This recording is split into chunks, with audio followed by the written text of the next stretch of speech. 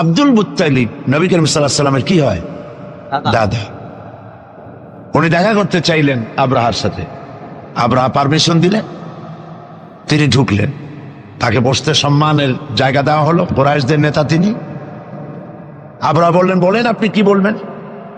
Abdul Muttalib বললেন, আমি জানতে পেরেছি যে তোমার সৈন্যরা আমার জনগণের এবং আমার উট, দুম্বা, ভেড়া সমানে দখল করতেছে, জবাই করতেছে আর পাইকারি ধরে খাইতেছে। এগুলি সব ধরে নিয়ে আসছে। আমি তোমার কাছে এটা বলতে আসছি, তোমার সৈন্যদেরকে বলো আমাদের উট টুট যা ধরছে, ছাগল ভেড়া সব যেন ছেড়ে দেয়। আব্রাহা কই যে আশ্চর্য কথা, আমি মনে করেছিলাম যে তুমি কাবা শরীফ ভাঙতে আসছি, আমি আমারে অনুনয় বিনয় করে তুমি বলবা যে কাবা ঘর রক্ষা করো, তুমি ভাঙবো না। তা না কই তুমি তোমার গরু ছাগল উঠ বেড়ান, তোমার কাছে কি কাবার চাইতে উঠ বেড়া ছাগলের দাম বেশি? আব্দুল মুত্তালিব বললেন যে মোটেই না, ওইটার মূল্য আমাদের কাছে অনেক বেশি। তবে আমি ওইটার মালিক না, আমি উঠ ছাগল ভেড়ার মালিক, সেইটা আমি ছাড়াই নিতে আসছি। আর ঘরটা যার, আমি ওই ঘর ধরে বলে আসছি, হে ঘরের মালিক, তুমি তোমার ঘর থেকে ঘরকে ঠেকাও। আল্লাহ পাক তখন ঘর ঠেকাই দিছিলেন, কারণ এই ঘর ঠেকাবার মতো কোনো লোক তখন ছিল না। বাইতুল মুকাদ্দাস যখন আক্রান্ত হয়, বাইতুল মুকাদ্দাস যখন ইহুদরা আক্রমণ করে, তখন এই পৃথিবীতে 70 কোটি মুসলমান ছিল। যেই পৃথিবীতে 70 কোটি মুসলমান বাস করে, সেই মুসলমানেরা যদি তাদের কেবলায় উড়া ইহুদিরা দখল করে নেয়, তা ঠেকাবার দায় দায়িত্ব তাদের মধ্যে সেন্স অফ প্রেস্টিজ যদি ইস্যু না হয়, সর্দি গরমি না হয়, এটা ঠেকাবার দায়িত্ব আল্লাহর নাই। আর বাবরি মসজিদ যখন ভাঙা হয়, তখন এই পৃথিবীতে মুসলমানদের সংখ্যা 125 কোটির কাছাকাছি। 125 কোটি মুসলমান যে পৃথিবীতে বাস করে, সেইখানে যদি মুসলমানেরা তাদের মসজিদ ভাঙ্গে, তাতে করে যদি তাদের গা না জ্বলে, তো আল্লাহ পাক এখানে তয়রান আবাবিল পাঠাবেন না, জরুরত নেই। ঠিক আজ অনুরূপ ভাবে ইরাকের উপরে যে হামলা হচ্ছে, পৃথিবীর মুসলমানেরা নিজেদের জমিন ছেড়ে দিচ্ছে, আমার জমিনের উপরে দাঁড়াই আমার বাইরে পিটাও, আমার ভাইকে মারো, হত্যা করো, আমি তোমার বিমান বাহিনীকে, আমি তোমার নৌবাহিনীকে, তোমার ল্যান্ড ফোর্সকে জায়গা করে দিলাম। এই যদি দেয়, তা আল্লাহ পাক সাহায্য কেন করবেন? আল্লাহর ওয়াদা, আল্লাহর সাহায্যের ওয়াদা তো মুমিনদের জন্য। ওয়া কানা হাক্কান আলাইনা নাসরুল মুমিনিন, মুমিনদেরকে সাহায্য করা আমি আল্লাহর জন্য ওয়াজিব।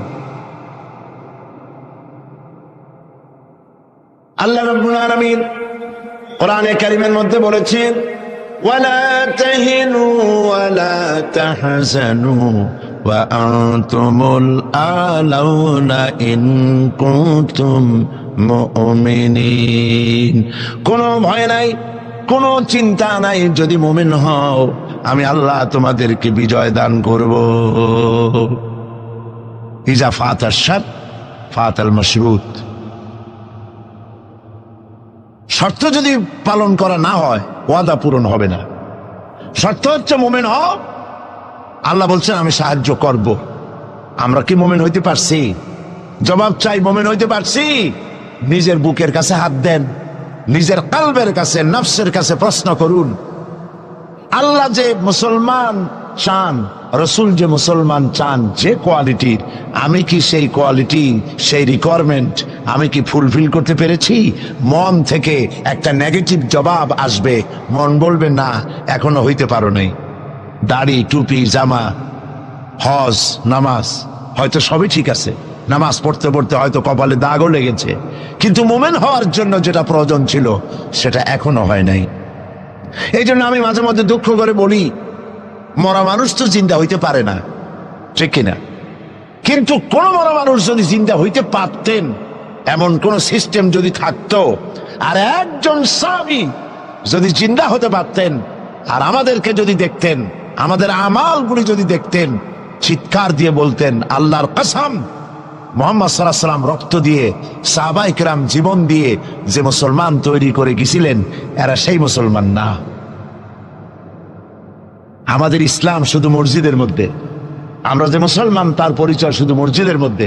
মসজিদ থেকে বেরিয়ে যাওয়ার পর আমার আচরণ আর হিন্দুর আচরণ আর খ্রিস্টানের আচরণের মধ্যে, ইহুদির আচরণের মধ্যে কোনো পার্থক্য আছে কি? বরং আমি তো আরো বাড়িয়ে বলবো, এক ধাপ এগিয়ে, এই পৃথিবীতে যদি চ্যালেঞ্জ হয়, কম্পিটিশন হয়, পৃথিবীতে সব থেকে বেশি মিথ্যে কথা কারা বলে? জবাব রূঢ় হলো বাস্তব। জবাবটা হচ্ছে মুসলমানেরাই। ওজনে কম দেয় কারা বেশি? মুসলমান। খাদ্যে ভেজাল দেয় কারা বেশি? মুসলমান। তাহলে আল্লাহর রহমত আমরা কেন পাবো? এই জন্য কোরআনে কারীম যে উদ্দেশ্যে এসেছিল, আমরা সেই উদ্দেশ্যকে পূরণ করতে পারিনি। কোরআন শরীফ, সুবহানাল্লাহ, সুবহানাল্লাহ, কোরআন একটি বর্ণ মুহাম্মদ সাল্লাল্লাহু আলাইহি ওয়াসাল্লামের বানানো এর মধ্যে নাই। আল্লাহু আকবার। দেখেন না কোরআন শরীফের অরিজিনালিটি, এর অথেন্টিসিটি, এর নির্ভরতা, এর পিউরিটি কতটা 100% মিয়া বিল মিয়া কারেক্ট, সেটা হলো এই কোরআন শরীফে 114টি সূরার প্রত্যেকটি সূরার শিরোনামে আছে বিসমিল্লাহির রহমানির রহিম। একটা সূরায় নাই। কোন সূরা? কেন নাই? এই জন্য নাই যেহেতু এই সূরা নাজিলের সময় আল্লাহ পাক এটা বলেন নাই। জিবরাইল আলাইহিস সালাম যখন নবী করিম সাল্লাল্লাহু আলাইহি ওয়াসাল্লামের কাছে এটা তেলাওয়াত করে শোনায়েছেন, তিনি বিসমিল্লাহ তখন বলেন নাই। নবী করিম সাল্লাল্লাহু আলাইহি ওয়াসাল্লাম যখন সাহাবায়ে কিরামকে লিখতে বলেছেন, কাতেবে ওহী যারা ছিলেন, তখন তিনি এই সূরার প্রথমে বিসমিল্লাহ বলেন নাই, তাই বিসমিল্লাহ এখানে লেখা হয় নাই। তার মানে হচ্ছে কোরআন শরীফ বিন্যাস করা, এর শব্দ বিন্যাস, সূরা বিন্যাস, এর সবকিছুকে বিন্যস্ত করার দায়িত্ব ছিল আল্লাহ পাকের। সুবহানাল্লাহ। আল্লাহ রাব্বুল আলামিন কোরআনে কারীমের মধ্যে বলেছেন, ইন্না নাহনু নাযালনা যিকরা ওয়া ইন্না লাহু লাহাফিজুন। কোরআন নাজিল করেছি আমি আল্লাহ, আর এর সংরক্ষণের সবটুকুন দায়িত্ব আল্লাহ রাব্বুল আলামিন নিজেই গ্রহণ করেছেন, আমি গ্রহণ করেছি। নাজিল করছি আমি, হেফাজত করবো আমি। কে? বলেন সবাই। আমি হেফাজত করবো এটাকে। আল্লাহ পাক গ্যারান্টি দিচ্ছেন, ওয়ালাউ তাকাওয়ালা আলাইনা বা'দাল আকাবিল। আমার নবী যদি নিজের থেকে বানিয়ে কোনো কথা আমি আল্লাহর নামে কোরআন শরীফের ভিতরে চালাই দিতেন, আমি আমার নবীর ডান হাত চেপে ধরতাম, আর তার কণ্ঠ নালীকে আমি আল্লাহ কেটে ফেলে দিতাম। কত বড় কথা! গলা কেটে ফেলে দিতাম। একটি কথাও যদি নিজের থেকে বানিয়ে বলতেন, সুবহানাল্লাহ বলেন। সেই কোরআন একটি শব্দ মানুষের নেই। আল্লাহ পাক বলেছেন, এর উপর, কোরআনের উপর থেকে, এর নিচের থেকে, এর ডান থেকে, এর বাম থেকে, এর ভিতরে শয়তানের বাতিলের প্রবেশের কোনো অধিকার নয়। যদি থাকতো এতদিনে কত বেড়াছাড়া করতো, সেরা বেড়া করতো, উল্টো পাল্টা করিয়া সর্বনাশ করে ফেলাইতো, ঠিক কিনা? পৃথিবীতে শত শত কোটি খ্রিস্টান পৃথিবীতে আছে। খ্রিস্টানদেরকে চ্যালেঞ্জ করুন তো, যে একটা বাইবেলের হাফেজ দাও আমাদেরকে। সারা পৃথিবীতে একটা হাফেজ চাই, বাইবেল মুখস্থ করছে, পাওয়া যাবে? যাবে না। হিন্দুদেরকে চ্যালেঞ্জ করে, কত কোটি হিন্দু আছে তোমাদের, বেদ তোমাদের ধর্মগ্রন্থ, বেদ মুখস্থ করছে, এরকমটা হাফেজ দাও, পারবে দিতে? পারবেন। মহান আল্লাহ রাব্বুল আলামিন কোরআনে কারীমকে হেফাজত করেছেন। সূরা কমরের মধ্যে রাব্বুল আলামিন বলেছেন, ওয়ালাকাদ ইয়াসসারনাল কুরআনা লিযিকরি ফাহাল মিন মুদ্দাকির। আল্লাহ পাক বলেন, অবশ্যই কোরআনে কারীমকে আমি মানুষের কাছে মুখস্থ করার জন্য আর বোঝার জন্য সহজ করে দিয়েছি। মুখস্থ করাও সহজ আর বোঝাও সহজ।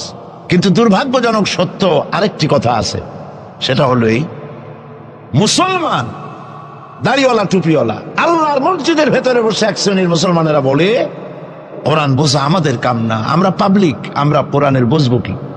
কোরআন বুঝবে আলেমেরা। অবশ্য এই রকমের লোক নারায়ণগঞ্জে নাই, বিভিন্ন জেলায় আছে। কোরআন আমরা বুঝবো না, বিশাল ব্যাপার। আল্লাহর কোরআন, এর আমরা বুঝবো কি? এই কথাটা শয়তানের একটি ওয়াসওয়াসা, এই কথাটি শয়তানের মারাত্মক ওয়াসওয়াসা। আল্লাহ খান কোরআন দিচ্ছেন খালি মৌলানা মৌলবীদের বুঝাবার জন্য, আর কেউ এটা বুঝবে না। আল্লাহ পাক বলছেন আমি মানুষের জন্য কোরআন বোঝা সহজ করেছি, চেষ্টা করো, বুঝতে চেষ্টা করো। কোরআন শরীফ দুইটা জিনিস, একদিকে বোঝা সহজ, মুখস্থ করাও সহজ। আমার কাছে হাফেজ আমি পেয়েছি 8 বছরের বাচ্চা কোরআন শরীফ মুখস্থ করছে। আজকে পত্রিকা দেখলাম একটা ছোট্ট মেয়ের ছবি, 7 বছরে কোরআন শরীফ মুখস্থ করেছে, কোন মৌলানা সাহেবের ছেলে, তার মাও হাফেজ বাবাও হাফেজ। 7 বছরের ছোট্ট বাচ্চা 30 পারা করেছে। আপনি কি মনে করেন, পাগলামি মনে করেন এত বড় কোরআন শরীফ মুখস্থ করা? 7 বছরের বাচ্চা কোরআন মুখস্থ করছে। আমার কাছে মনে হলো যেন আটলান্টিক মহাসাগর আল্লাহ ঝিনুকের মধ্যে ঢুকাই দিছে। এই যে শরফুদ্দিন খলিফা নাকি একটা ছোট্ট বাচ্চার একটা ক্যাসেট বেরিয়েছে না, তানজানিয়া। লোকেরা বলে, খুব আশ্চর্য হয়ে যায় যে কেউ কেউ তো বলে যে এগুলি কম্পিউটার দিয়ে বানাইছে। যারা আল্লাহর কুদরত বিশ্বাস করে না তারা এরকম বলে। লোকেরা আশ্চর্য হয়ে যায় এত রকম ছোট ছেলে কোরআন শরীফ মুখস্থ করলো কেমনে? বয়স তার 4 বছর। আসলে বয়স 4 বছর না, আমি আজ থেকে 4 বছর আগেই তার ক্যাসেট দেখেছি লন্ডনে। তাহলে হইতেই পারে, আল্লাহ পাক যদি ইচ্ছা করেন করতেই পারে। চিন্তা করে দেখেন না, একটা লোক 40 বছর পর্যন্ত লেখাপড়া জান, লিখতেও পারেন না, পড়তেও পারেন না, নামও সই করতে পারেন না, কোন রাজনৈতিক ব্যক্তিদের সাথে ওঠা বসা করেন নাই, কোন কবি সাহিত্যিকদের সাথে ওঠা বসা করেন নাই। সেই লোকটি 40 বছর পর এমন কথা বললেন রাজনীতির কথা, দুনিয়ার সব রাজনীতি ফেল হয়ে গেল। অর্থনীতির ব্যাপারে, সমাজনীতির ব্যাপারে এমন সব কথা বললেন, দুনিয়া ফেল। 40 বছর যিনি লেখা জানেন না, পড়া জানেন না, লিখতে জানেন না, পড়তে জানেন না, কে তিনি? সাল্লাল্লাহু আলাইহি ওয়াসাল্লাম। তো আল্লাহ পাক কেন পারবেন না? মরা গাছ দিয়ে ফুল ফুটাই দিতে পারেন, মরুভূমির ভিতরে পানির প্রস্রবণ ঘটিয়ে দিতে পারেন, আমিরকে ফকির করতে পারেন, ফকিরকে আমির করতে পারেন। এই তো আল্লাহ। যালিকুমুল্লাহু রাব্বুকুম, ইনি হচ্ছেন তোমার আমার রব। সুবহানাল্লাহ ওয়া বিহামদিহি। কোরআনে কারীমকে একদিকে মুখস্থ করা সহজ, আর মুখস্থ করার জন্য একটি সিস্টেম কোরআন শরীফের মধ্যে আছে, চিন্তা করলে যেগুলি পাওয়া যায়। সেটা হলো এই যে কোরআন যদি কেউ তাড়াতাড়ি পড়ে মনে হবে যেন প্রবন্ধ পড়তেছি, আর যদি থেমে থেমে পড়ে তাহলে মনে হবে যেন কবিতা পড়তেছি। সুবহানাল্লাহ। প্রত্যেকটা লাইনে লাইনে মিল, ছন্দের আকারে কোরআন শরীফ পৃথিবীর সমস্ত সাহিত্যে মানকে ছাড়িয়ে এত উপরে গিয়েছে যেই মান পর্যন্ত পৃথিবীর কোন সাহিত্য কিয়ামত পর্যন্ত পৌঁছতে পারবে না।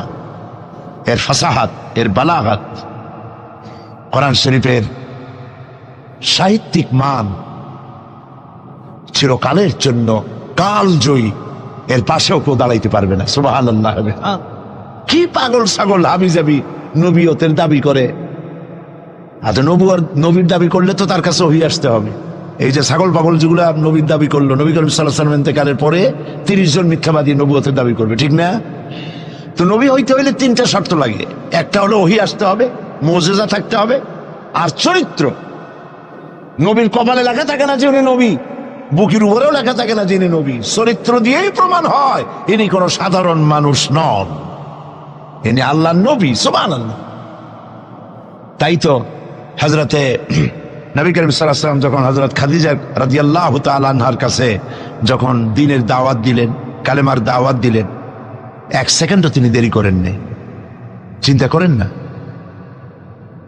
আপনি নিজেকে বহুত ফেরেশতা রূপে আপনি বলতে পারেন যে আমি একেবারে অ্যাঞ্জেলিক ক্যারেক্টারের লোক, ফেরেশতা চরিত্রের মানুষ। বাইরে গিয়ে বহুত কথা বলতে পারেন, এমনকি বাইরে গিয়ে অনেক মুরিদও বানাইতে পারেন। পীর সাহেবদেরকে জিজ্ঞেস করা উচিত যে আপনার বউ আপনার কাছে মুরিদ হয়েছে কিনা। বউ মুরিদ করে এত সহজ না। একজন পীরেরই দেখছিলাম একটা বইয়ের মধ্যে গল্প, বউ তাকে পীর মানতেই চায় না, বহুত চেষ্টা করছে মুরিদ বানাবার জন্য, পারেনি। একদিন বউকে কেরামতি দেখাবার জন্য সে রান্না করতেছিল বাইরে, ওটার উপর দিয়ে সে উড়ে গেল। এরপরে সে নামলো, বউ তাকে দেখে বলে, দেখছো তুমি তো পীরগিরি করো, এই যে একটা লোক কেবলমাত্র পাগড়ি বাঁধতে মাথার উপর দিয়ে উড়ে গেল, তুমি কি এরকম পারো? আরে বেটি, আমি তো উড়ে গেলাম তোমার দেখাবার জন্য, তুমি বিশ্বাস করো না। ও, সেই জন্য তো একটু টাইট হয়ে গেছো, সোজা হয়ে যেতে পারো নাই। বউ তো তার স্বামীর জন্য জীবন দিতে পারে, তার ভালোবাসা সবটা উজাড় করে দিতে পারে, কিন্তু ঈমান আনা সহজ নয়। যেহেতু বউ, আপনি সবাইকে ফাঁকি দিতে পারবেন, আপনার স্ত্রীকে কখনো ফাঁকি দিতে পারবেন না। আপনি কোথায় যান, কত রাত্রে বাড়ি ফেরেন, কার সঙ্গে টেলিফোনে কথা বলেন, আপনার ইনস অ্যান্ড আউট, ভেতর এবং বাইরের সব সূর্যের মতো পরিষ্কার আপনার স্ত্রীর কাছে। এই জন্য নবী করিম সাল্লাল্লাহু আলাইহি ওয়াসাল্লাম বলেছেন, তোমাদের মধ্যে উত্তম সেই ব্যক্তি যে ব্যক্তি তার স্ত্রীর কাছে উত্তম। আমি আমার স্ত্রীদের কাছে উত্তম ব্যক্তি। সুবহানাল্লাহ। হযরত নবী করিম সাল্লাল্লাহু আলাইহি ওয়াসাল্লাম তিনি যখন হযরতে খাদিজাকে যখন দ্বীনের দাওয়াত দিলেন, কালেমার দাওয়াত দিলেন, বললেন এক আল্লাহর ইবাদত করো, আমারে শেষ জামানার নবী হিসাবে মেনে নাও, আখিরি নবী হিসাবে আমাকে মেনে নাও। হযরতে খাদিজা এক মুহূর্ত দেরি করেন নাই, সঙ্গে সঙ্গে পড়েছেন লা ইলাহা ইল্লাল্লাহু মুহাম্মাদুর রাসূলুল্লাহ। জোরে পড়েন লা ইলাহা। নারায়ণগঞ্জের মতো জায়গা মাহফিল করবেন তো বড় খয়রাত করতে নামবেন, ছোট্ট বাটি নিয়ে নামবেন কেন? বিরাট ঝুলি নিয়ে নামেন। কেউ তো বেশি দিলে তখন নেবেন কি করে? এই জন্য আপনি যেমন ব্যবস্থা করবেন সেরকম। আমরা তো আরামে বক্তৃতা শুনতেছি, আর ইরাকের মুসলমানদের ঘুম হারাম হয়ে গেছে, খাবার নাই। গতকাল ব্রাহ্মণবাড়িয়া বলেছি, ইরাকের গর্ভবতী নারীরা তারা ডাক্তার সরকারের কাছে দাবি জানাইছিল যুদ্ধের একদিন আগে, বলছিল আমাদেরকে অপারেশন করে বাচ্চাগুলো বের করে দাও। আমেরিকার কাফেরদের বিরুদ্ধে লড়াই করে শহীদ হয়ে মরতে চাই।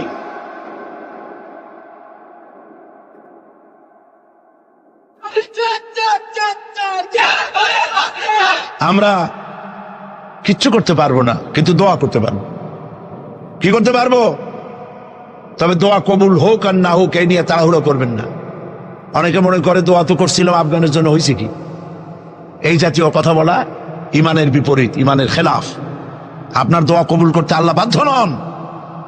ফাআলুল লিমা ইউরিদ, যা খুশি তাই করেন। সুবহানাল্লাহ বলো। এই দোয়া যে করি, এই দোয়া কবুল আজ হবে, কাল হবে, অথবা 5 বছর 10 বছর পরে হবে, অথবা কবুল যদি না হয়, শাহনশাহ রব্বুল আলামিনের দরবারে দোয়া করা হয়েছে, এই জন্য আল্লাহ পাক কিয়ামতে মর্যাদা বৃদ্ধি করে দিবে। দোয়া করতেই হবে, দোয়া ছাড়া পথ নাই। কাজে বসবেন, হাঁটাহাঁটি করা ঠিক না। হযরতে খাদিজাতুল কুবরা রাদিয়াল্লাহু তাআলা আনহা ঈমান এনে কালেমা পড়ে বললেন কি জানেন? বললেন আবাল কাসেম, হে কাসেমের পিতা, হে কাসেমের পিতা, আমি বিগত 15টি বছর আপনার সাথে ছিলাম স্ত্রী হিসেবে। আমি আপনার মধ্যে যে আচরণ দেখেছি, যে আখলাক দেখেছি, এটা কোনো সাধারণ মানুষের হতে পারে না। আপনি অবশ্যই আল্লাহর নবী, বিন্দুমাত্র সন্দেহ আমার নাই। সুবহানাল্লাহ। প্রিয় ভাই সব, সেই নবীদের জন্য 3টি শর্তের কথা বলেছিলাম। একটা হলো ওহী, একটা মুজিজা, একটা উন্নত মানের চরিত্র। ওহী ছাড়া নবী হওয়া যায় না। এই কোরআন সর্বশেষ ওহী মুহাম্মদ সাল্লাল্লাহু আলাইহি ওয়াসাল্লামের পরে। এরপরে আল্লাহর কোন ওহী আসবে না, একটা শব্দ আসবে না পৃথিবীর মানুষের জন্য। কমপ্লিট করে দেওয়া হয়েছে। আল ইয়াউমা আকমালতু লাকুম দীনাকুম ওয়া আতমামতু আলাইকুম নি'মাতি ওয়া রাদিতু লাকুমুল ইসলাম দীনা। এটাকে কমপ্লিট করা হয়েছে আল্লাহর পক্ষ থেকে। পৃথিবীর মানুষের জন্য আর একটি শব্দ প্রয়োজন নাই। বিজ্ঞানের আবিষ্কার যত বাড়ুক, কোরআন শরীফের কিচ্ছু তাতে আসে যায় না। যদি কোন আহাম্মক বলে যে বর্তমান হলো বিজ্ঞানের যুগ, কোরআন নাজিল হয়েছে কত বছর আগে? ১,৫০০ বছর আগে কোরআন নাজিল হয়েছে, সেই যুগের কোরআন। আর এখন মডার্ন যুগ, এখন কি এগুলি চলে? আরে বাবা, তোমার বিজ্ঞান ফেলের সামনে। বিজ্ঞানের থিওরি হচ্ছে, বিজ্ঞানের একটি থিওরি এই যে বিজ্ঞানের কোন থিওরি ফাইনাল নয়। আজকে এক বিজ্ঞানী এক কথা বলে, কালকে আরেকজন আরেক কথা বলে। একদিন তো ডারউইন বলেছে এই মানুষগুলো মানুষ না, সবগুলা বান্দর। ও নিজেও বান্দর। বান্দর কেন? মানুষের নাকি দেখা যায় বান্দরের মতো। আচ্ছা বলেন, বান্দর আমার মামু হয়, শিম্পাজি আমার নানা, ওরাং ওটাং দাদা, এ বলে এর মধ্যে কোনো গৌরব আছে? এর মধ্যে কোনো গৌরব আছে? কোনো গৌরব নাই। ডারউইনের গোষ্ঠী বান্দরের গোষ্ঠী হইতে পারে, কিন্তু আমরা বান্দরের গোষ্ঠী না। আমরা আসছি আদম থেকে, আদম আসছে মাটি থেকে। সুবহানাল্লাহ। ওই সময় সে বলছিল, আমি চিন্তা করছি যে কয় বোতল খাইয়া এরকম লিখতে পারে। ওই সময় সে বলছে মানুষ বান্দর জাতি। এরপরে যারা পৃথিবীতে বিজ্ঞানী, তার সমকালীনের পরপরই যারা এসছে, তারা রিসার্চ করে বলেছে এই ডারউইনের এই কথা হলো একটা বান্দরামি, এটা ঠিক না। কারণ মানুষ যদি বান্দরের জাত হয়, তাহলে বান্দর তো পৃথিবী থেকে বিলুপ্ত হয় নাই, এখনো পৃথিবীতে বহুত বান্দর আছে।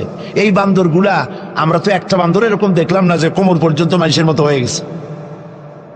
আরো কিছু ভালো করে খাওয়াইলে তাড়াতাড়ি করে মানুষ হয়ে যাবে। অর্ধেক মানুষের মতো হয়েছে, 12 মানুষের মতো হয়েছে, অথবা মানুষ এই মাত্র হয়ে গেল বান্দর থেকে লেস কজে গেছে।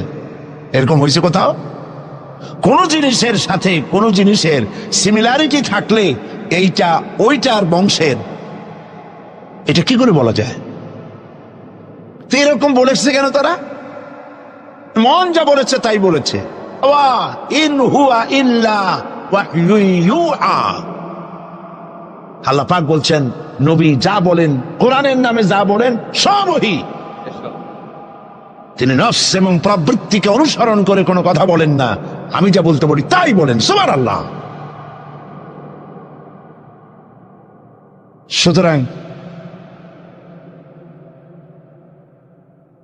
নবী করিম সাল্লাল্লাহু আলাইহি ওয়াসাল্লামের কাছে কোরআন এসেছিল এই কারণে যে কোরআন দিয়ে তিনি একটি সমাজ বিপ্লব করবেন, তাবিজ লাগবেন, এই জন্য কোরআন আসে নাই। বোঝেন কিনা কথা? এই যে দেখুন, আমার হাতে কোরআন শরীফ একটা আছে, ছাপা হয়েছে সুলেমানিয়া বুক হাউস, বাংলা বাজার, ঢাকা। কে তাদেরকে অধিকার দিল কোরআন শরীফ সেবে কোরআনের মধ্যে তাবিজের নকশা আঁকা? আল্লাহর কালামের সাথে এটা বেয়াদবি, বেহরমতি। এই জাতীয় কোরআন শরীফ বাজারে পাইলে আপনারা কিনবেন না। কোরআন শরীফ নাম্বার দিয়ে তাবিজ লেখার কোন অধিকার ইসলাম কাউকে দেয় নাই। কোরআন শরীফকে জাতির কাছে হালকা করেছে তাবিজের ব্যবসা দিয়ে। এটাকে একটা তাবিজের কিতাব বলে মনে করা হয়েছে। দেখুন, সূরা ফাতিহা, এই নকশা গলায় বাঁধিয়ে রাখিলে মুক্তি পাওয়া যাইবে রোগ হইতে। সূরা মারিয়াম, পেটে বাঁধিয়ে রাখলে বাচ্চা হবে তাড়াতাড়ি। সূরা ইউসুফ, এই নকশা গলার সাথে ঝুলায় রাখলে বিয়ে হবে তাড়াতাড়ি, কাঙ্ক্ষিত প্রেমিকাকে পাওয়া যাবে। এই জাতীয় আল্লাহর কালামের সাথে তামসা করেছে এরা, নাউজুবিল্লাহ বলে। তাবিজগুলা কি? কতগুলো দাগ দেওয়া, আর তার মধ্যে 573, 6072, 286, 1382। হারাম। আপনি 786, 10 লক্ষ বার যদি দেখেন, একবার বিসমিল্লাহর সমান হবে না। ইমানকে সাফ করতে হবে। কোরআন শরীফ তাবিজ দেখার জন্য আসে নাই। নবী করিম সাল্লাল্লাহু আলাইহি ওয়াসাল্লাম তাবিজ লেখেন নাই, অনুমতি দেন নাই। সাহাবায়ে কেরামের একজন সাহাবীও তাবিজ লেখেন নাই। ঝাড় ফুকের ব্যাপারে ইসলাম অনুমতি দিয়েছে। নবী করিম সাল্লাল্লাহু আলাইহি ওয়াসাল্লাম নিজে ঝাড় ফুক করেছেন, সাহাবায়ে কেরাম করেছেন। তাবিজ লিখে লিখে ধান্দাবাজি কারে কয়? বলে যে টিউবওয়েলের পানি, কুয়ার পানি, খালার পানি, বেড়ের পানি, ড্রেনের পানি, পুকুরের পানি, নদীর পানি, 7 জায়গা দিয়ে পানি আনবা।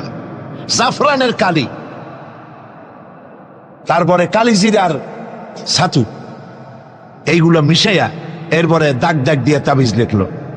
তারপরে লেখে এক এক পাশে ইয়া জিব্রাইল, ইয়া মিকাইল, ইয়া ইসরাফিল, ইয়া জিব্রাইল, হাবিজাবি কতগুলো লিখে এই জাতীয় যা খুশি আল্লাহর ফেরেশতাদের নাম লিখে গলায় ঝুলাবার কোনো মানে নাই। এগুলি করে কোরআন শরীফকে বেহুরমতি করা হয়েছে। নাউজুবিল্লাহ বলেন। বিশ্বাস করুন, কোরআন তাবিজ লেখার জন্য আসে নাই, কোরআন এসেছে ভাগ্য পরিবর্তন করার জন্য। আল্লাহ রাব্বুল আলামিন বলেন, তাহা মা আনজালনা আলাইকাল কুরআনা লিতাশকা। নবী হে, কোরআন আপনার উপর এই জন্য নাজিল করা হয় নাই যে আপনি আপনার ভাগ্য নষ্ট হয়ে যাবে, ভাগ্য বিপর্যস্ত হবে না, এই জন্য কোরআন আসে নাই। কোরআন এসেছে ভাগ্যকে সুপ্রসন্ন করার জন্য। সুবহানাল্লাহ। সেই কোরআনের সাথে সম্পর্ক করেছি তাবিজের, কোরআনের সাথে সম্পর্ক করেছি চুমা দেওয়ার, মাথায় রাখার, বুকে লাগাবার। হ্যাঁ ঠিক আছে, কোরআন শরীফ মাথায় লাগাবো না কি লাগাবো? চুমা কোরআনে দেবো না কোথায় দেবো? বুকে কোরআন লাগাবো না তা কোথায় লাগাবো? এটা ঠিক আছে। কিন্তু আপনি বলেন, আপনি ডাক্তারের কাছে গেছেন, আপনি রুগী, ডাক্তার আপনাকে প্যাথোলজিক্যাল টেস্ট করে আপনার ডিজিজ কি তা ফাইন্ড আউট করে আপনাকে দিয়ে দিল, কি দিল? প্রেসক্রিপশন। আপনি প্রেসক্রিপশন গ্লাসের ভিতরে ভিজাইয়া 41 দিন সকালে আর বিকালে পান করলেন, অথবা প্রেসক্রিপশন ভাস করে মাদুরের মধ্যে ঢুকাইয়া গলায় ঝুলাই দিলেন, অথবা প্রেসক্রিপশন সকাল বিকাল চুমা খাইলেন। রোগ ভালো হবে? রোগ ভালো হবে? যদি কেউ প্রেসক্রিপশনের সাথে কোনো রুগী যদি এই ব্যবহার করে, তাহলে সেই রুগী সম্পর্কে আপনার চিন্তা, আপনার মত, আপনার রায়, আপনার ফতোয়া কি হবে বলেন? বলেন জোরে। এটা যদি আল্লাহ পাক যদি হন মহান চিকিৎসক, আর এটা যদি হয় সেই মহান চিকিৎসকের পক্ষ থেকে বিশ্ববাসীর সমগ্র রোগের জন্য মহা চিকিৎসাপত্র প্রেসক্রিপশন, তাহলে এই প্রেসক্রিপশনের সাথে যারা ওই জাতীয় ব্যবহার করে তাদেরকে কি বলবে? এবারের ফতোয়া নিজের গায়ে পড়বে। বাচ্চা বড় হইতে পারে না, মায়ের পেট থেকে বাচ্চা আসছে, সমানে এতগুলো তাবিজ ঝুলাই দিয়েছে গলায়। বাচ্চা যদি কথা বলতে পারতো তাহলে বলতো যে আল্লাহ কি অপরাধ করছে, এর চেয়ে তো মায়ের পেটে ভালো ছিলাম, এগুলো তো জাগাইতেও পারি না। কতগুলো তাবিজ, এরপরে কালো সুতা, হলুদ সুতা, লাল সুতা করতে পাইছো?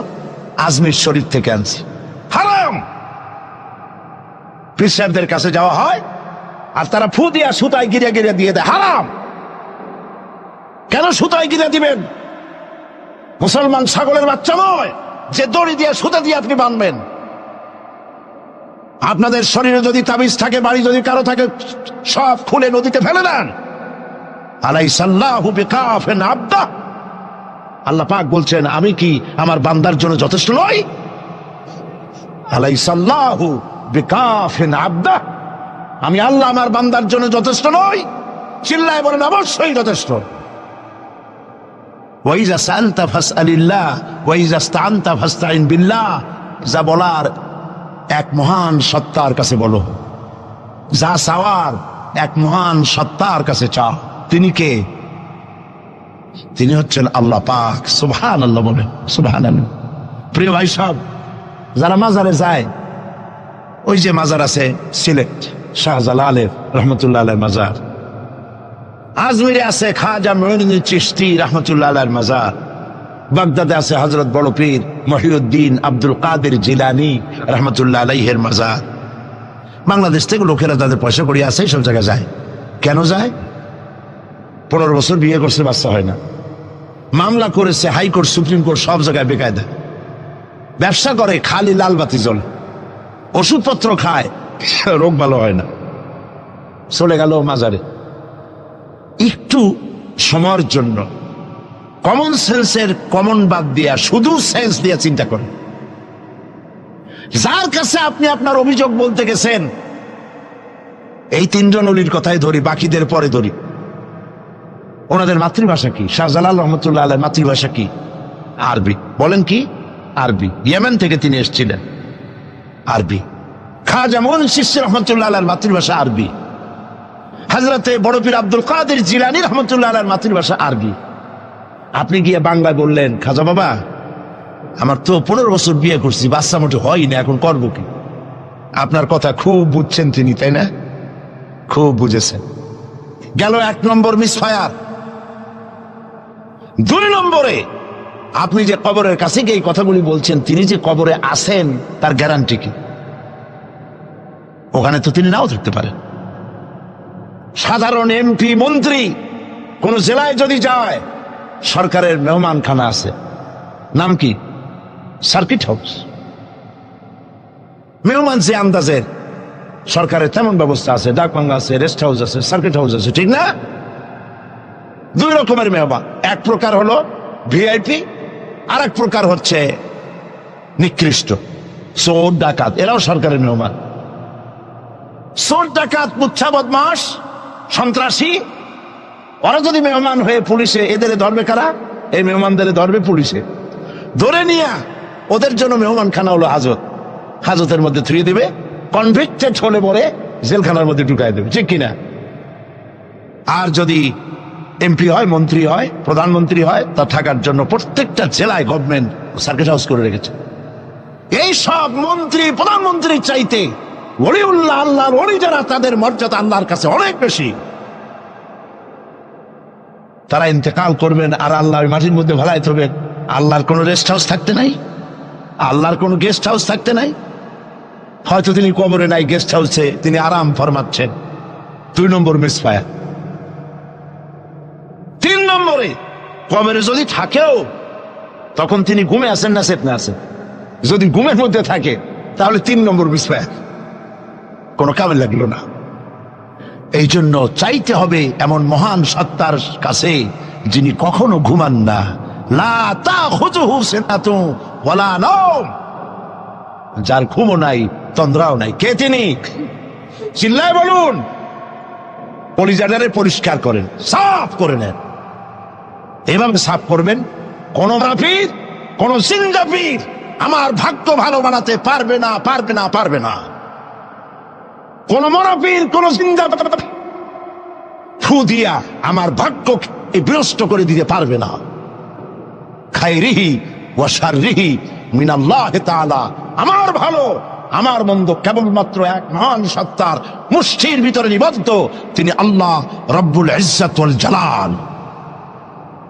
গোটা আকাশ, গোটা জমিন যার মুঠার ভেতরে।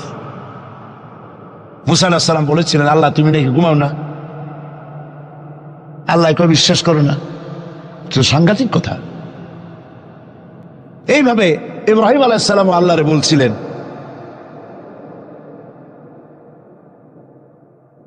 রব্বি আরিনি কাইফা তুহইয়াল মাউতা, আল্লাহ তুমি মরাকে জিন্দা করো কেমনে? আল্লাহ কয়, আওয়ালাম তুমিন, বিশ্বাস করো না? ইব্রাহিম আলাইহিস সালাম কাঁপে গেছেন। তিনি সাথে সাথে বললেন বালা। তিনি কিন্তু নাম বলতে পারতেন, যদি নাম বলতেন তো ভুল হইতো না। তো নাম আর বালা সমর্থবদল। তিনি বলতেন হ্যাঁ, কিন্তু নাম বলেন নাই, বলেছেন বালা। সাথে সাথে একটু দেরি করেন নাই। আল্লাহ প্রশ্ন করেছেন, কত বড় লোড পয়গম্বরের জন্য, আওয়ালাম তুমিন, বিশ্বাস করো না যে আমি মরারে চিন্তা করতে পারি? ইব্রাহিম আলাইহিস সালাম বললেন বালা। এর অর্থ হচ্ছে হয় নট, কেন নয়, অবশ্যই বিশ্বাস করি। ওয়ালাকিন লিয়াতমাইন্না কলবি, তবে মূল বিষয় হলো যদি আমি চোখে দেখতাম, কানে শোনার, চোখে দেখা ব্যাপারটা একটু ভিন্ন। আল্লাহ বলেন, বিশ্বাস যখন করছো, মরারে কেমনে চিন্তা করি আমি তোমাকে দেখাবো। সুবহানাল্লাহ, এই কোরআন শরীফের মধ্যে আল্লাহ বলেছেন। মুসা আলাইহিস সালাম বলছেন, আল্লাহ তুমি নাকি ঘুমাও না, আল্লাহকে বিশ্বাস করো না? কয় আল্লাহ বিশ্বাস করো, তবে বুঝি না জিনিসটা। মুসা আলাইহিস সালাম ভয় পেয়ে গেলেন।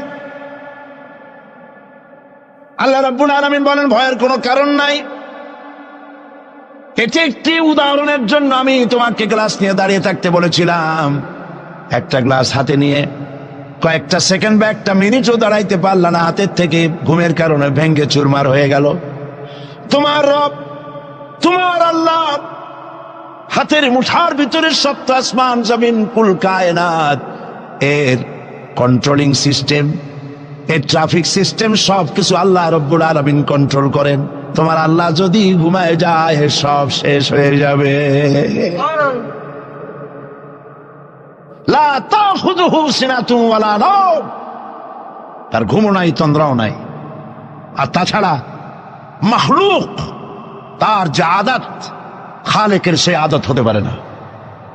সৃষ্টি তার বউ হয়, বাচ্চা হয়, ঘুমায়। লা তাখুযুহু সিনাতুন ওয়ালা নাওম, তার ঘুমও নাই তন্দ্রাও নাই। আর তাছাড়া মাখলুক তার যে আদত, খালেকের সে আদত হতে পারে না। সৃষ্টি তার বউ হয়, বাচ্চা হয়, ঘুমায়, খায়, পেশাব পায়খানা লাগে। মাখলুক খালেকেরও যদি তাই হয় তাহলে তিনি মাখলুকের মতোই হয়ে গেলেন, খালেকের মর্যাদা রইল না। কাজী সৌভাগ্য রজনী শাবান মাসের মধ্য রজনী নয়, বরং মুসলমানদের জন্য প্রত্যেকটা রাত সৌভাগ্য রজনী হতে পারে। হাদিস, প্রত্যেক রাতের শেষ রাতে আল্লাহ রাব্বুল আলামিন প্রথম আকাশে আসেন। সুবহানাল্লাহ বলুন। প্রথম আকাশে এসে আল্লাহ রাব্বুল আলামিন ডাকতে থাকেন, ও পৃথিবীর মানুষেরা, ও আমার বান্দারা, কারা আছো গুনাহ করে করে জীবনটারে বরবাদ করে দিয়েছো, হতাশ হয়ে গিয়েছো, আমাকে বলো, আমার কাছে কান্দো, জীবনের গুনাহ মাফ করে দেব। নবীজি বলেছেন, শরমে পড়ে অনুতপ্ত হয়ে কেউ যদি রব্বুল আলামিনের কাছে চোখের পানি ফেলে গুনাহ মাফের জন্য কাঁদতে থাকে, চোখের পানি নাকের অর্ধেক আসতে না আসতে আল্লাহ রব্বুল আলামিন বান্দার গুনাহ মাফ করে দে। জাহান্নামের আগুন প্রশান্ত মহাসাগর, আটলান্টিক মহাসাগর সহ 7টি মহাসাগরের পানি যদি ঢেলে দেওয়া হয়, জাহান্নামের 1 ইঞ্চি আগুন নিবাইতে পারবে না। কিন্তু চোখের অনুতপ্ত অনুশোচনা দুফোঁটা অশ্রু জাহান্নামের আগুন নিভাই দিতে পারে। কান্দো, কান্দার চাইতে বড় জিনিস নাই। ফালিয়াদহাকু কালিলাও ওয়ালিয়াবকু কাসীরা, বেশি করে কান্দো, কম করে হাসো। আমরা কোনটা করি? আহারে, সবটা উল্টা করি। হিসাব করেন তো, এটা ইংরেজি কি মাস, বাংলা আরবি কি মাস? মুহররম। এটা আরবি কি মাস? মুহররম। গত বছরের মুহররম থেকে এই বছর মুহররম পর্যন্ত গুনার কে বলেন? প্রথম আকাশে সে প্রত্যেক রাত্রে রব্বুল আলামিন ডাকতে থাকেন, আমাকে বলো, আমি রোগ ভালো করে দেব। রুজি কামাইতে পারো না, অনাটনে জীবন যায়, বউরে বাচ্চারে খাওয়াইতে পারো না, আমারে বলো। এভাবে আল্লাহ পাক ডাকতে থাকেন। সময় মতো যারা গভীর রজনীতে উজু করে তাহাজ্জুদের নামাজ আদায় করে রব্বুল আলামিনের দরবারে কান্দে, আল্লাহ রাব্বুল আলামিন তখন ফেরেশতাদের জিজ্ঞেস করেন, ফেরেশতারা, পৃথিবীর মানব গোষ্ঠী ঘুমিয়ে আছে, এই যে মানুষগুলি দেখা যায় আরামের ঘুম হারাম করে কি যেন বলে আর কান্দে, কান্দে কেন বল? ফেরেশতারা বলে, রব্বুল আলামিন তুমি তো জানো। আল্লাহ বলেন, জানি, তারপরেও তোমাদের মুখে শুনতে চাই। ফেরেশতারা বলে, রব্বুল আলামিন তোমার বান্দা গুনাহ করেছে, গুনাহ দিয়া জীবন নষ্ট করে ফেলেছি, বুঝতে পেরেছে জাহান্নাম ছাড়া কোনো পথ নাই, তারা গুনাহ মাপ চায়, জাহান্নাম থেকে বাঁচতে চায়, জান্নাতে যেতে চায়। একটা একটা করে সব তারা বলে। আল্লাহ পাক জিজ্ঞেস করেন, আমার ফেরেশতারা, আমার এই বান্দাগুলি কি আমার দোজখ দেখেছে? ফেরেশতারা বলে, না, দেখে নাই। আমার জান্নাত কি দেখেছে? না, দেখে নাই। আমারে কি দেখছে? না, দেখে নাই। রব্বুল আলামিন বলেন, ফেরেশতারা শোনো, আমার এই বান্দাগুলি আমারে দেখে নাই, আমার বেহেশত দেখে নাই, দোজখ দেখে নাই, শুধুমাত্র কোরআনের কথা, নবীর কথা বিশ্বাস করে আরামের ঘুমকে হারাম করে আমার কাছে যেভাবে কাঁদতেছে, ও আমার ফেরেশতারা, আমার জালাল ও ইজ্জতের কসম, আমার রহমতের দরিয়ায় জোশ লেগে গেছে। শুনে রাখো ফেরেশতারা, এই ক্রন্দনরত বান্দাগুলিরে আমি আল্লাহ মাফ করে দিলাম। হতে পারে প্রত্যেকটি রাত আপনার আমার জন্য লাইলাতুল বারাত, লাইলাতুল কদর। ভাগ্য নিজেকে তৈরি করতে হবে। বিশ্বকবি আল্লামা ইকবাল বলেছেন, খুদি কো কর ইতনা বুলন্দ कि हर तकदीर लिखने के पहले खुदा पूछे बंदा को बता तेरी रजा क्या है। নিজের ব্যক্তিত্ব, পার্সোনালিটি, শখসিয়তের প্রস্ফুটন এমন ভাবে ঘটাও আল্লাহর কাছে, যাতে আল্লাহই জিজ্ঞেস করে, বান্দা তুই বল তোর ভাগ্যটা আমি কিভাবে লিখবো। সুবহানাল্লাহ। আল্লামা ইকবালের শেরগুলো যখন আমি আল্লামা ইকবালের খুবই ভক্ত, আমার কাছে মনে হয় তার প্রত্যেকটি শের, প্রত্যেকটি কবিতার লাইন কোরআন শরীফের তাফসীরের বিমূর্ত প্রতীক হয়ে বেরিয়েছে। দাড়ি কামানো মানুষ, কতগুলো মোষ, কেমনি পারলেন? আমি মাঝে মধ্যে খুব বিস্ময় বোধ করছি, কিভাবে এই ধরনের একজন লোক প্রত্যেকটি কথা কোরআনের তাফসীর হয়ে বেরোলো কেমনে? কোরআন রে আপনি বুঝলেন কেমনে? আমি অক্সফোর্ড ইউনিভার্সিটিতে প্রোগ্রাম করেছি। অক্সফোর্ড ইউনিভার্সিটিতে আল্লামা ইকবাল যেখানে পড়াশোনা করতেন, যে রুমে থাকতেন, রিসার্চ করতেন, শিক্ষকরা আমাকে সেটা দেখিয়েছে। পৃথিবীর বড় বড় নাম করা ব্যক্তিরা সেখান থেকে অক্সফোর্ডে পড়াশোনা করেছে, লেখাপড়া করলেন অক্সফোর্ডে, পাশ্চাত্যে। অথচ পাশ্চাত্য তারা গিনতে পারল না। তিনি খোদাদ্রোহী হলেন না, তিনি ইসলামের দুশমন হলেন না। তার কথাগুলি কোরআনের ব্যাখ্যা হয়ে বেরোলো। ব্যাপারটিকে পড়তে পড়তে একবার আমার চোখের সামনে রহস্য উদ্ঘাটিত হল তার এক কবিতার মধ্য দিয়ে। আল্লামা ইকবাল এক জায়গায় লিখেছেন, खीरा न कर सका मगरिब की दाओ दानिश, खीरा न कर सका मगरिब की दाओ दानिश, सुरमा था आग का मेरा खाके मदीना। পাশ্চাত্যের চাকচিক্য আমার চক্ষুকে প্রতারিত করতে পারে নাই, কারণ মদিনার ধুলাবালুগুলি আমার চোখের মধ্যে সুরমা হয়ে লাগানো ছিল। প্রিয় ভাই সব,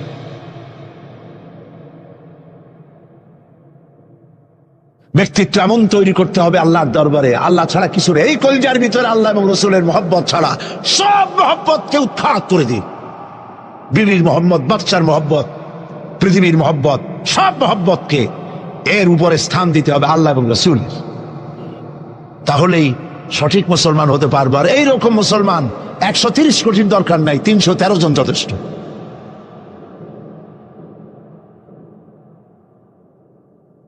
বন্ধুগণ, মহান আল্লাহ রাব্বুল আলামিন তিনি চান শিরক মুক্ত জীবন মুসলমানদের। ইন্না শিরকা লাযুলমুন আযীম, শিরক হচ্ছে মস্ত বড় জুলম, অপরাধ। শিরক করবা না। নবীজি বলেছেন, তোমাকে যদি হত্যা করা হয়, টুকরা টুকরা যদি করা হয়, তোমাকে যদি আগুন দিয়ে জ্বালিয়ে ছাই ভস্ম বানায় উড়ায় দেওয়া হয়, তবুও আল্লাহর সাথে খবরদার শরীক করবা না। শিরক করি, জেনেও করি, না জেনেও করি, সওয়াবের নিয়তেও করি, ঠিক কিনা? বিশ্রামের নামে মানত করা হয়, জায়েজ নাই। মুসলমানরা মানত করে না, মেয়ে লোকেরা বেশি করে। একটু বিপদ পড়লেই বাগদাদের নামে 5 টাকা, অমুক জায়গার পেশাবের নামে মুরগি, অমুক জায়গার নামে ডিম, হাবিজাবি মানত করে তোর হারা। মানত হবে শুধুমাত্র কার নামে? বলেন বলেন জোরে, আল্লাহ ছাড়া কারো নামে মানত করা যাবে না। মাজারগুলির উপরে আগরবাতি, মোমবাতি, চাদর দিয়ে আমাদের দেশে মাজারগুলি যা করছে, আরে এই কি মুসলমানে করে? মুসলমানের সম্পর্ক তো মাজারের সাথে কোন সম্পর্ক নাই। মুসলমানদের সম্পর্ক হবে মসজিদের সাথে। এই পৃথিবীতে শ্রেষ্ঠ জায়গা কোনটা? চিল্লায় বলেন। আর সব থেকে নিকৃষ্ট জায়গা কোনটা? বাজার, নট মাজার। বাজার নিকৃষ্ট, মসজিদ উৎকৃষ্ট। মাজারে কেন যান? আপনার মনটা দুর্বল। মাজারের কাছ থেকে দেখবেন ট্রাক, বাস যখন চালায় রেস কমায় দেয়, আসতে যায়, কি জানি যদি পিসাব এটা উল্টাই ভালাই দেয়। পিসাবের সম্পর্কে আপনার ধারণা এত খারাপ। উনি মরে গিয়েও আপনার গাড়ি উল্টে মানুষ মারবে, নাউজুবিল্লাহ। মদিনা মুনাওয়ারায় মসজিদ নববী শরীফ, নবী করিম সাল্লাল্লাহু আলাইহি ওয়াসাল্লাম যেখানে শুয়ে আছেন, যার জাসাদ মুবারক, যার শরীর মুবারকের এক গেসা পশমও মাটির জন্য হজম করা হারাম, সেই মাজারের পাশ থেকে 130 মাইল 125 কিলোমিটার বেগে গাড়ি সমানে সরাসরি করতেছে, কই অ্যাক্সিডেন্ট হয় না? এই ধরনের বাজে ভয় বাদ দিতে হবে। মাজারে আগরবাতি মোমবাতি চাদর দেওয়া জায়েজ নয়। মাজারে কোন দুঃখে আপনি কম বুঝ বানান? যেই দেশের মানুষ না খায় মরে, বিধবার শাড়ি নাই, এতিমের গায়ে চাদর নাই, মসজিদে কবরের মধ্যে গিয়া মশারি একটা টানাই দিয়েছে। আচ্ছা, আপনার পীর সম্পর্কে ধারণা এত খারাপ কেন? মশাই কি ওনার কবরের মধ্যে যেও কামড়াবে? যে ব্যক্তি মশারি টানাই দিল কবরের উপরে, দেখা যাবে তার মায়ের মশাই খায়, তার বাপের মশাই খায়। আরে কপাল পোড়া মুসলমান! চাদর যদি কবরে দেওয়াই লাগে, তাহলে রাসূলুল্লাহর কবরে উম্মতেরা যদি দেওয়া জায়েজ হতো, নির্দেশ হতো, তাহলে রাসূলের কবরে সুতা দিয়া না, সোনার সুতা দিয়া চাদর বানাইয়া, অথবা উম্মতেরা নিজের কলজা নিজে ছেড়ে রাসূলের কবরে চাদর বানাই দিত।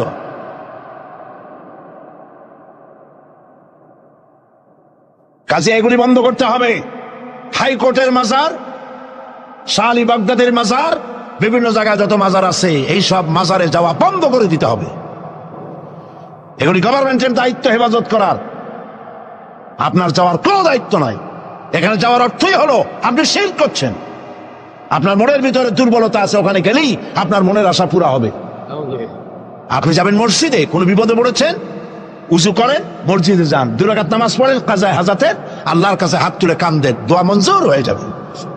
আলেম হয়, তিনি যদি ব্যবসা না করেন, মানুষকে ধান্দায় না ফেলেন, মানুষকে হেদায়েতের কথা বলেন, আর হেদায়েতের কথা বলতে গিয়ে জেল খাটেন, জরিমানা দেন, কষ্ট হয়, বুঝতে হবে পীর হক। আর যদি কোন পীর হইয়া আর একটা ইসলামী দলকে যদি বলে যে এরা কোন ইসলামের দলই না, যদি আন্দাজে কথা বলে, ঐক্যের বিরোধিতা করে, ইসলামী ঐক্যে, মুসলমানদের ঐক্যে, তাহলে বুঝতে হবে হয় ভারতের গোলামি করতেছে, না হয় কোন দলের পা চাটা গোলামে পরিণত হয়েছে। প্রিয় ভাই সব, এই জন্য কথা পরিষ্কার, কথা পরিষ্কার। কেউ আমার দাওয়াত দেউক আর না দেউক, এতে আমার কিছু আসে যায় না। আমি কারো চাকরি করি না, হক কথা বলবই, হক কথা বলবই বিইজনিল্লাহ, বিমাশিয়াতিল্লাহ তাআলা। মাজার পূজা বন্ধ করতে হবে, এটা পূজা, এই পূজা বন্ধ করতে হবে। পারবেন? পারবেন আপনারা? ওয়াদা করতে হবে আজ থেকে কোন মাজারে টাকা পয়সা, আগরবাতি মোমবাতি, মানত ছানত কিচ্ছু করব না। রাজি আছেন? 2 হাত উঁচু করে দেখা, 2 স্লোগান লাগবে না, হাত দুটো উঁচু করে রাখেন, আল্লাহ দেখলে খুশি হইব। আলহামদুলিল্লাহ, হাত নামা। আল্লাহ ভিক্ষুকরা কোনোদিন বড় লোক হইতে পারে না, কারণ হাত এইরকম করার অভ্যাস হয়ে গেলে সেদিকে আল্লাহর রহমতের নজর পড়ে না। এই রকমের হাতের চাইতে এই রকমের হাতের মর্যাদা বেশি। হাতটা এইরকম করতে শিখতে হবে। খালি মুরিদেরা দেবে, আর 2 হাত দিয়া পকেট 14-15টা একটা জামায় সমানে টাকা ঢুকাইতে থাকে। একটা ফু দিলেও 5 টাকা কমে ফু দিতে চায় না, ফুও বিক্রি করে। আল্লাহ হেদায়েত করুন, বলেন আমি। এগুলি ব্যবসা। কাছেরটাও খায়, তলারটাও খায়, দুধও খায়, সরও খায়। উপর দিয়ে মনে হয় খুব সুবিসা হুজুর, আমাকে পীর কিছু করে না। খোঁজ নিয়ে দেখেন ঢাকায় কতগুলি দোকানের মালিক, সুপার মার্কেটের মালিক, বাসের ব্যবসা, ট্রান্সপোর্টের ব্যবসা, গাড়ির ব্যবসা, বহুত কিছু আছে। কাজেই খালি মুখ দিয়া ভেতরে ঢুকে দেখতে হবে। বাইরের কিছু চাকচিক্য দেখে বিভ্রান্ত হবেন না। এর মধ্যে না চাইলে বিরক্ত হয়। সুবহানাল্লাহ কবেন না? হর হমেশা देने को वो तैयार है, हर हमेशा देने को वो तैयार है, जो न मांगे उससे वो बेजार है। सब समय দেওয়ার জন্য প্রস্তুত, যে চায় না আল্লাহ তার উপরে বেজার হয়ে যান।